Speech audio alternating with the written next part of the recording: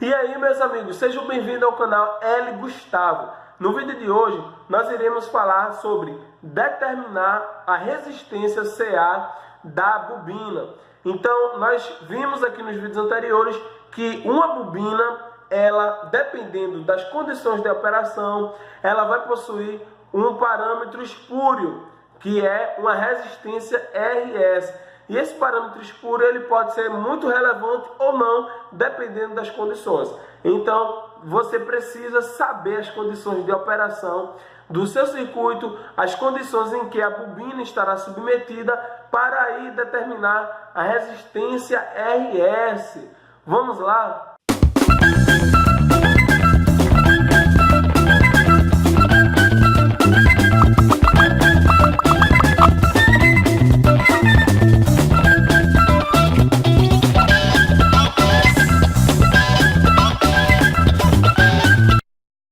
Bem, determinando a resistência CA, rapidinho, algumas observações. O grau de complexidade dos métodos depende da precisão desejada. Então, nós já falamos aqui que, dependendo da sua aplicação, você vai necessitar de uma análise mais refinada e mais detalhada do seu indutor. Então, por exemplo, se seu indutor ele vai trabalhar em radiofrequência, você precisa ter um critério mais detalhado na construção da bobina. Então, para não ficarmos apenas na teoria, veja esse indutor aqui. Esse indutor aqui é o módulo transmissor de radiofrequência, muito utilizado com Arduino, com outras placas, de 433 MHz. Então, essa bobina, ela precisa ser fabricada em umas condições de precisão, para que esse módulo ele receba e envie a informação corretamente. Então, dependendo de onde você vai atuar, você precisa de um grau de complexidade maior. Os projetos de telecomunicações de maior precisão, por atuarem em altíssimas frequências, eles exigem alta precisão. Então, se você vai trabalhar com projeto de telecomunicações, construir uma bobina, você precisa considerar esses parâmetros, a precisão que você quer. Os métodos apresentados a seguir serão para fio de cobre a temperatura ambiente, cujos resultados têm nível razoável de precisão. Então você precisa saber o material e você precisa também saber a temperatura que você está considerando. Algumas considerações: resistência CC do fio do indutor, você precisa saber cálculo da constante K1, determinação da constante K2 e cálculo da resistência CA do fio do indutor.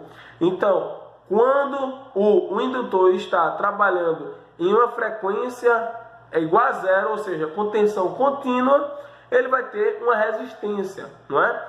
Quando ele estiver trabalhando com corrente e tensão alternada, ele vai apresentar um parâmetro espúrio, que é a resistência CA do fio.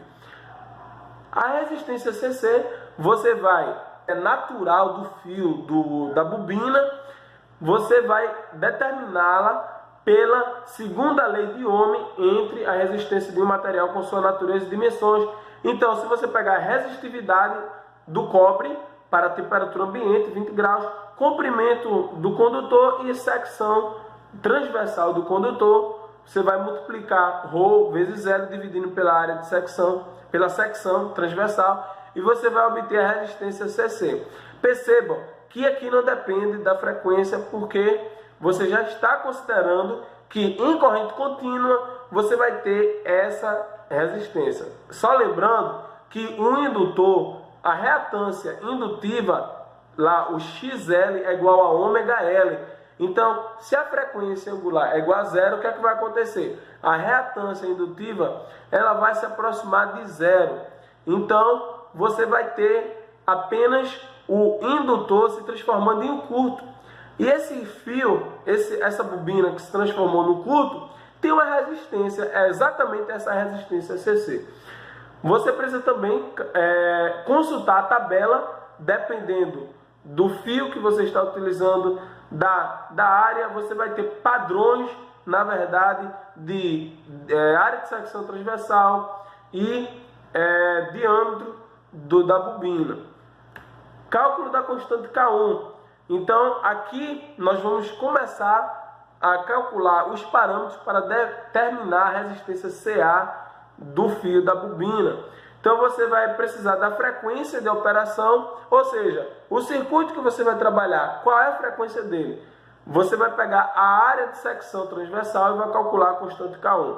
Tem a constante K2, que dependendo da constante K1, você vai considerar aqui na tabela, que eu vou mostrar a seguir, não é? Eu coloquei aí que na maioria dos casos é necessário adotar o K1 mais próximo do calculado e estimar o valor de K2 baseado nos valores imediatamente acima e abaixo do encontrado na tabela. Então tem uma tabela aqui que eu vou mostrar para você. E tem o cálculo da resistência CA, que vai depender da constante K2 e da resistência CC do fio. Então, quando você estiver considerando, por exemplo, o modelo quase ideal, que considera apenas o parâmetro espúrio de maior relevância, você precisa apenas considerar a resistência RS, visto que a resistência RS já considera a resistência CC na sua concepção. Então, tem a tabela aqui para determinar a constante K2. Então, por exemplo, dependendo de K1, você já vai encontrar o K2 aqui, ó. K1, K2 é uma tabela bem fácil, é a tabela de conversão de K1 para K2 que você vai calcular. Nós vamos fazer exercício aqui mostrando como fazer esse cálculo. Mas se você gostou, não esquece daquele like, não esquece de fazer o download do nosso e-book gratuito de circuitos elétricos CACC de Marcos. Então não esqueça, é de graça, apresentando os principais conceitos do livro de circuitos elétricos, equações, ilustrações, fórmulas, definições técnicas conforme o livro, seguindo a didática do livro. Valeu e até o próximo vídeo.